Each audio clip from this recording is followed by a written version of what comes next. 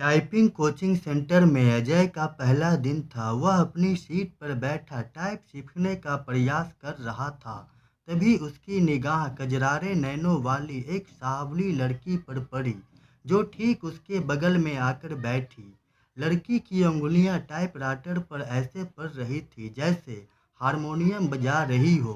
क्या देख रहे हो? लड़की गुस्से से बोली। आपको टाइप करते हुए देख रहा हूँ। यहाँ क्या करने आए हो? टाइप सीखने। ऐसे सीखोगे? लड़की के स्वर में तल्खी बरकरार थी। आपको टाइप करते देखकर लगा मैं भी सीख। 5 मिनट बाद ही टाइपराइटर का रिबन उलझ गया। रिबन तो उलझेगा ही जब ध्यान कहीं और होगा। लड़की उसके टाइपराइटर का रिबन चढ़ाते हुए बोली, लो ठीक हो गया। अजय का मन टाइप में नहीं लगा। वह लड़की से बात करने की ताक में ही लगा रहा। मन नहीं लग रहा है? अचानक लड़की ने पूछा तो बाँछें खिल गई। लगता है कि सीख नहीं पाऊंगा। आसार तो कुछ ऐसे ही दिखते हैं।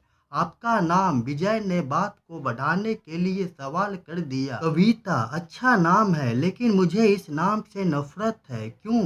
कोई एक कारण हो तो बताएं। यह कहते हुए कविता पर्स कंधे पर टांगते हुए केबिन से बाहर निकल गई। अगले दिन अजय ने कविता से कहा कि आप पर एक कविता लिखी है, चाहता हूँ कि आप इसे पढ़ें। यह भी खूब रही, जान ना पहचान, तू मेरा मेहमान। कितना जानते हैं आप मुझे? जो भी जानता हूँ उसी आधार पर लिखा हूँ। कविता ने उसे पढ़े और कागज उसकी तरफ बढ़ा दिया। क्या आप इसे टाइप कर सकती हैं? कविता कुछ नहीं बोली। कागज को सामने रखकर टाइप करने लगी। अजय उसे देखता रहा। इस बात का आभास कविता को भी था कि अजय उसे ही देख रहा है, लेकिन उसने कोई विरोध करने के बजाय पूछा कि आप कवि हैं? बनने की कोशिश कर रहा हूँ। कवि भगोड़े होते हैं। उसकी इस टिप्पणी से अजय सकपका गया। कवि अपने सुख के लिए कविता रचता है। रचते समय वह कविता के बारे में सोचता है। इसके बाद वह कविता को उसके हाल पर छोड़ देता है। कविता जब संकट में होती है तो कवि कविता के पक्ष में खड़ा नहीं होता। यह आप कैसे कह सकती हैं? मैं समझती हूँ कि आदमी की जिंदगी भी एक कविता है। मेरी जिंदगी भी मुझे अच्छी नहीं लगती, इसलिए कविता भी मुझे अच्छी नहीं लगती। अरे वाह! आपने जो कहा वह तो कविता है। कविता नहीं, कविता का प्रलाप है।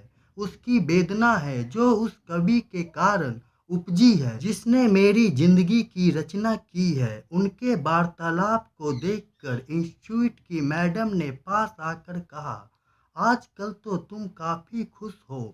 कविता बदले में कविता केवल मुस्कुराई। अगले दिन कविता जब आई तो काफी सजी धजी थी।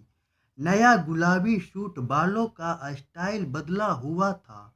अजय को कविता का यह बदला रूप अच्छा लगा। वह अपनी भावनाओं को दबा नहीं पाया। बोला, काफी सुंदर लग रही हो। जवाब में जब कविता ने मुस्कुराते हुए थैंक यू का फूल उसकी तरफ फेंका तो उसकी इच्छा हुई कि वह खड़ा होकर नाचने लगे।